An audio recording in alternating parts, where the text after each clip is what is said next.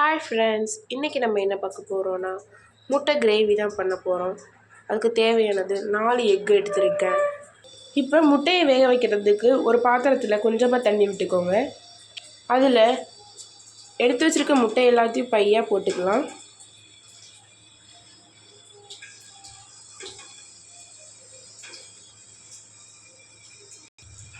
கல்லுப்பு கொஞ்சம் சேர்த்துக்கலாம். உப்பு எதுக்கு சேர்க்குறோன்னா முட்டை உடையாமல் வர்றதுக்கு தான் உப்பு சேர்க்குறோம். கொஞ்சமாக சேர்த்துக்கோங்க போதும். இப்போ நல்லா இது கொதிச்சு முட்டை நல்லா வெந்து வரட்டும். முட்டை நல்லா வெந்துருந்துச்சு. பச்சை தண்ணியில் போட்டு நல்லா உரிச்சு எடுத்துக்கலாம். இப்போ பச்சை தண்ணியில் போட்டுக்கலாம்.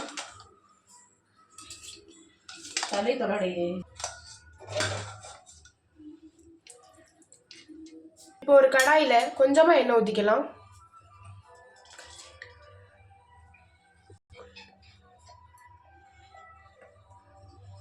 கடுகு கொஞ்சம் சேர்த்துக்கலாம். பெருஞ்சீரகம் கொஞ்சம் சேர்த்துக்கலாம். இது நல்லா பொரிஞ்சுக்கிறட்டும். கருவேப்பிலை சேர்த்துக்கலாம்.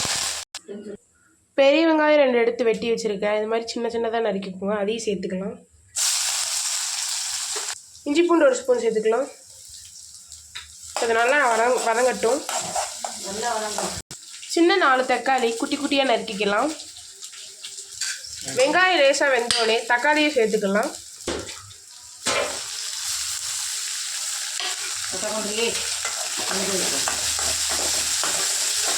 வெங்காயமும் தக்காளியும் நல்லா வெந்து வரட்டும். அதுக்கப்புறம் முட்டையை சேர்த்துக்கலாம். 1 ஸ்பூன் மஞ்சள்தூள் சேர்த்துக்கலாம். 1 ஸ்பூன் மிளகாத்தூள் சேர்த்துக்கலாம். கரம் மசாலா கொஞ்சம் சேர்த்துக்கலாம். பெப்பர்தூள் கொஞ்சம் சேர்த்துக்கலாம். பெருங்காயத்தூள் கொஞ்சம் சேர்த்துக்கலாம். எடுத்து வச்சுருந்த முட்டையை சேர்த்துக்கலாம். தேவையான அளவு உப்பு சேர்த்துக்கோங்க. இப்போ நல்லா கிண்டி விட்டுக்கலாம்.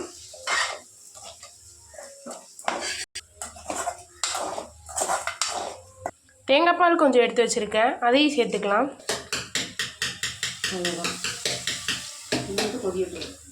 இப்போ இது நல்லா கொதியட்டும். நல்லா வெந்துருச்சு. இப்போ கொத்தமல்லி சேர்த்து கீழே இறக்கிக்கலாம். ஒரு பாத்திரத்தில் சேர்த்துக்கலாம்.